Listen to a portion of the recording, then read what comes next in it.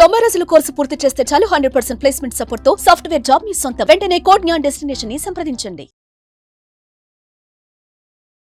నమస్తే విజయ పెద్దన గారు. నమస్తే ఉషా. మిస్టేక్స్ లైఫ్లో సర్వసాధారణంగా ప్రతి ఒక్కళ్ళం తప్పులు చేస్తూనే ఉంటుంటాం. బట్ ఎప్పుడైతే మన స్వార్థం కోసమో లేదు అంటే మన అవసరం కోసమో కొన్నిసార్లు మన వైపే ఆలోచించి తీసుకునే కొన్ని డెసిషన్స్ ఉంటూ ఉంటాయి, కొన్ని యాక్టివిటీస్ ఉంటుంటాయి. అది ఫ్యామిలీకైనా ఫ్రెండ్స్కైనా ఎటువంటి ఇంపాక్ట్ ఇచ్చే అవకాశం ఉంటుంది అంటారు? తప్పులు జరుగుతూ ఉంటాయి, బట్ మన స్వార్థం కోసం మన స్వలాభం కోసం చేస్తే ఇంకా దాన్ని తెలిసి చేసే తప్పే అంటారు. ఇంకా అది అంటే నువ్వు కావాలని చేసే తప్పు అది.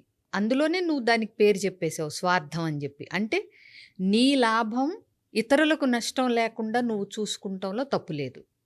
అంటే నీ మేలు కోసం, నీ లాభం కోసం, నీకు ఉపయోగపడే విధంగా నువ్వు చూసుకోవటంలో తప్పు లేదు. అది ఇతరులకు నష్టం కలిగించినంత వరకు. బట్ నీకు తెలిసి డెలిబరేట్గా నువ్వు అవతలాళ్ళు ఏమైపోయినా పర్లేదు, నాకు లాభం చేకూరాలి, నా పని జరగాలి, నేను బాగుండాలి, నాకు మంచి జరగాలి అనేది నువ్వు ఆలోచిస్తే మాత్రం అది నీకు అంటే ఇట్స్ యువర్ క్యారెక్టర్ ఫ్లా కింద వస్తుంది. అంతే, నువ్వు తెలిసి తప్పు చేస్తున్నావు. అంటే అవతలాడు మునిగిపోయినా పర్లేదు, నేను బాగుంటే చాలు, అవతలాడు ఏమైనా పర్లేదు, నాకు మంచి జరిగితే చాలు అని ఆలోచించటం ఒక రకంగా ఎంత అంటే తప్పది. ఇంకొకటి, ఇలాంటి విషయాల వల్ల నీ స్వప్రయోజనం కోసం నువ్వు తీసుకునే డెసిషన్స్ వల్ల అవతల వ్యక్తులు ఎంత నష్టపోతున్నారు, దాన్ని బట్టి కూడా నువ్వు చేసే తప్పుకి అంటే మూల్యం అవతల వాళ్ళు చెల్లిస్తున్నారు అనే దాన్ని బట్టి కూడా నువ్వు చేసేది అంటే చిన్న తప్ప పెద్ద తప్ప, చూసి చూడనట్టు వెళ్ళగలిగిందా, లేకపోతే సీరియస్ కాన్సిక్వెన్సెస్ ఉంటాయా అనేది చూసుకోవాలి. సో ఇది పక్కా స్వార్థం కింద వస్తుంది ఇది. ఓకే, ఇప్పుడు అలా కాకుండా మనకు తెలియకుండా మనకు మంచి జరుగుతుందని మనం అనుకుని చేస్తాము, మనకు తెలియదు అవతలాళ్ళకి నష్టం జరుగుతుంది దానివల్ల అని. అది కొంతవరకు ఎక్స్క్యూజబుల్. బట్ అసలు జనరల్గా మనం ఏమంటాము, నువ్వు చేసేటప్పుడు దాని రిజల్ట్ ఇంపాక్ట్ ఎలా పడుతుంది, ఎవరి మీద పడుతుంది అనేది ఒక నిర్ణయాన్ని నువ్వు అన్ని వైపుల నుంచి తరచి చూసుకుని తీసుకోవాలి. ఫర్ ఎగ్జాంపుల్, ఇప్పుడు ఒక ఆర్గనైజేషన్లో ఎంప్లాయీ ఉన్నాడు. ఈ ఉద్యోగం మానేసి వేరే ఉద్యోగం వెతుక్కుంటే నాకు జీతం చాలా బాగుంటుంది, నేను కెరీర్లో పైకి వెళ్తాను, ఫైనాన్షియల్గా నాకు యూస్ఫుల్ అనుకుంటాడు. అనుకున్నప్పుడు నువ్వు అది చెయ్యొచ్చు. ఎప్పుడు నువ్వు ముందే కంపెనీకి ఇన్ఫార్మ్ చేసి నువ్వు ఇక్కడ చేయాల్సినవన్నీ ఇచ్చేసి 1 month 2 months రిలీవింగ్ పీరియడ్ ఏదో ఉంటుంది అది. అంతేగాని నువ్వు అవుట్ ఆఫ్ ద బ్లూ మాయమైపోయి అలాంటి రూల్స్ లేవనుకోండి కంపెనీకి, నీ మీద పెట్టిన డెడ్ లైన్స్ ఉండగా నువ్వు చేయాల్సిన పని కంప్లీట్ చేస్తే కంపెనీకి మంచి జరుగుతుంది, ప్రాఫిట్స్ వస్తాయి అనే టార్గెట్ నీ మీద ఉండగా నువ్వు హఠాత్తుగా నాకు ఒక మంచి ఆపర్చునిటీ వచ్చిందని తెల్లారి నుంచే మానేసావు అనుకో, అది నీది మాత్రమే చూసుకుని కంపెనీని అంటే పట్టించుకోపోవటం, ఇలాంటివి కొన్ని అవుతాయి. ఇంకొకటి, కొన్ని ఎర్రర్స్ అసలు అవి ఏంటంటే అవి ప్రాణాంతకాలు కూడా అవుతాయి. అంటే నువ్వు తెలిసి చేసినా తెలియక చేసినా కొన్నిసార్లు ప్రాణాలు పోయే సందర్భాలు కూడా వస్తాయి. ఇప్పుడు చూడు, మనకి హైవే మీద వెళ్తూ ఉంటాం, సీట్ బెల్ట్ పెట్టుకొని వాళ్ళందరూ యాక్సిడెంట్ జరుగుతుందా, మనం పోతామా ఇలా ఆలోచిస్తా ఎవరు బయలుదేరరు ఎక్కడికిను. టచ్ వుడ్, అంతే కదా, మనం సేఫ్గా మన గమ్యం చేరతాం అనుకునే బయలుదేరతాం. కానీ నువ్వు చేసే డ్రైవింగ్ మిస్టేక్స్ వల్ల కానీ, లేకపోతే సీట్లు బెల్ట్లు పెట్టుకోపోవటం వల్ల కానీ, హై స్పీడ్ కానీ, త్వరగా అంటే ఇవన్నీ ఏంటి, నువ్వు తెలిసి చేస్తున్నా, ఇంటెన్షనల్గా చేస్తున్నా, చేయకపోతున్నా నువ్వు చేసే తప్పులు. నీ వైపు నుంచి నువ్వు హైవే మీద కానీ ఎక్కడైనా నువ్వు డ్రైవ్ చేస్తా బయలుదేరావు కారులో, సీట్ బెల్ట్ పెట్టుకోపోవటం నీ నిర్లక్ష్యం అవుతుంది, లిమిట్ స్పీడ్ దాటి వెళ్ళటం నీ తొందరపాటు అవుతుంది. ఏదన్నా జరిగిన రోజు అన్ని తప్పులు ఉన్నప్పుడు ఏంటంటే కాన్సిక్వెన్సెస్ కొన్ని చేయాల్సి వస్తుంది. ఇంకొకటి, అసలు కొన్నిసార్లు మనమన్నీ పర్ఫెక్ట్గా ఉంటేనే అవతలవాడు చేసే మిస్టేక్స్ కూడా మన లైఫ్ రిస్క్లో పడిపోతుంది, అవునా? అలాంటిది అసలు ప్రాపర్గా మనమే నిర్లక్ష్యంగా ఉంటూ ఇలాంటివన్నీ అంటే ఇవన్నీ మైండ్ఫుల్గా లేకపోవటం వల్ల, గుడ్డిగా పనులు చేసుకుంటూ వెళ్ళిపోవటం వల్ల, అసలు సీట్ బెల్ట్ పెట్టుకోవాలి అనేది ఒక రూల్ ఉన్నప్పుడు పెట్టుకోపోతే ఏమవుతుంది? ఇలాంటివన్నీ ఏంటంటే ఒక నిర్లక్ష్యపూరిత ధోరణి కింద వస్తాయి. ఇది వీటి కింద.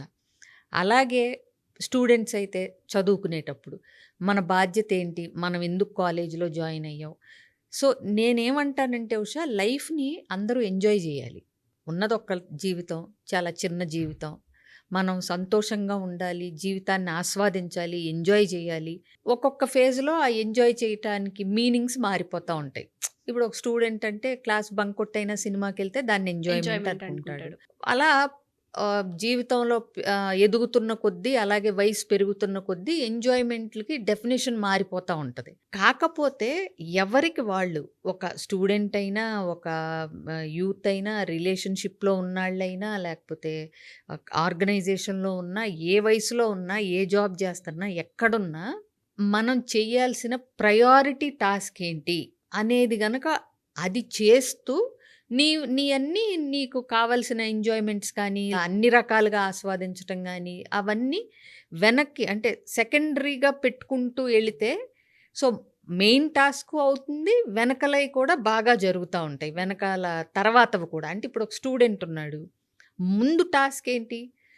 గోల్డ్ మెడల్ అక్కర్లా, నువ్వు ఎరియర్స్ లేకుండా, బ్యాక్లాగ్స్ లేకుండా నువ్వు పాస్ అవుతే, చదువుకుని ఎగ్జామ్స్ అన్నీ రాసి పాస్ అవుతే, నువ్వు స్టూడెంట్ డ్యూటీని ఫస్ట్ ప్రిఫరెన్స్ ఇచ్చినట్టు.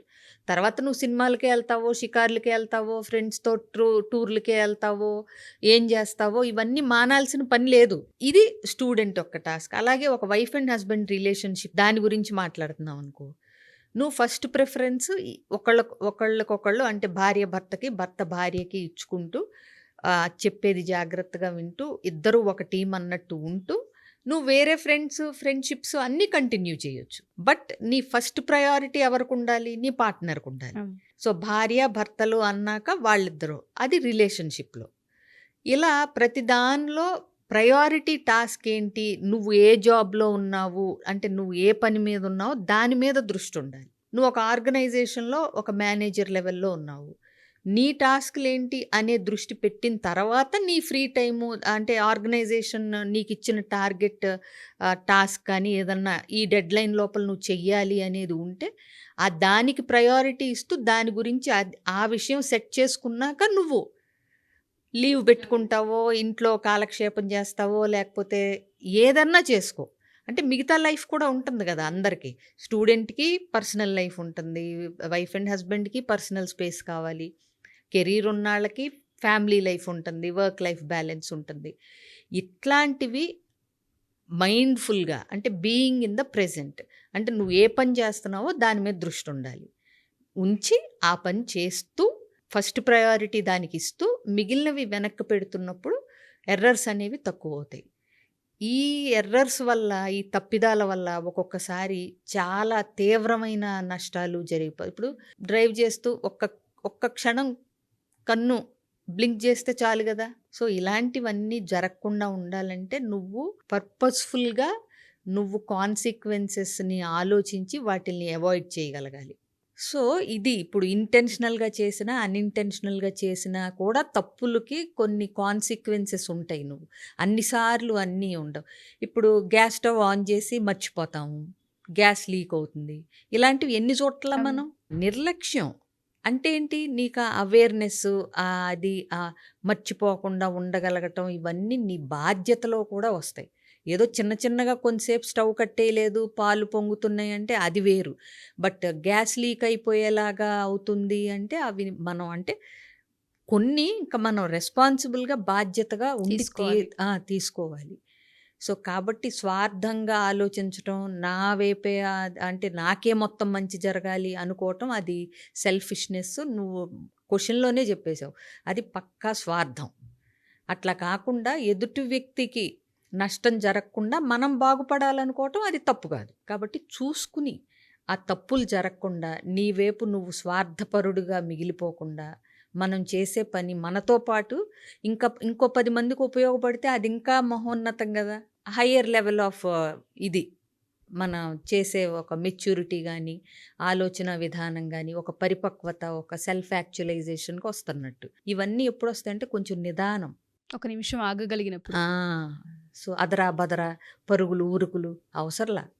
నిదానంగా ఉండండి. చేసే ఒక్క పని మీదే దృష్టి పెట్టండి. చక్కగా మీతో పాటు నలుగురికి మంచి జరగాలని కోరుకోండి. ఎవరైతే మా ఈ వీడియో చూస్తూ ఉంటుంటారో మైండ్ఫుల్నెస్ చాలా చాలా అవసరం.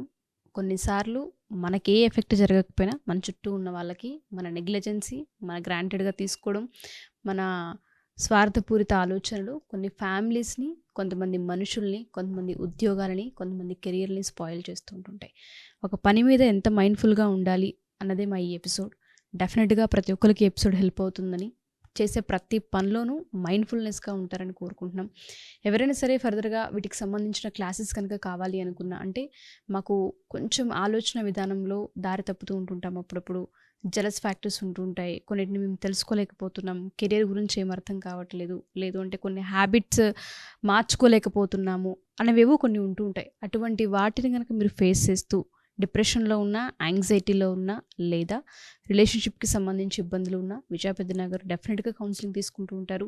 కింద స్క్రోల్ అవుతున్న కాంటాక్ట్ నెంబర్ని కాంటాక్ట్ చేయొచ్చు. ఎస్పెషల్లీ ఈ ఎపిసోడ్ చూస్తున్న ఒకవేళ స్కూల్ టీచర్స్ కనుక ఉంటే డెఫినెట్గా సెషన్స్ ఇప్పించే ప్రయత్నం చేయండి. పిల్లలకి మైండ్ఫుల్నెస్ అనేది చాలా చాలా అవసరం ఇప్పుడున్న జనరేషన్కి. సో ప్రతి ఒక్కరికి కూడా హైజీన్ గురించి చెప్పడం జరుగుతూ ఉంటుంది, మైండ్ఫుల్నెస్ గురించి చెప్పడం జరుగుతూ ఉంటుంది, కెరియర్ గైడెన్స్ కూడా ఉంటూ ఉంటుంది. మీరు కనుక మీ స్కూల్లో పిల్లలకి సెషన్స్ ఇప్పించాలి అనుకున్నా మమ్మల్ని అప్రోచ్ అవ్వచ్చు. థ్యాంక్ యూ విజయ పెద్దనగర్ గారు, థ్యాంక్ యూ సో మచ్.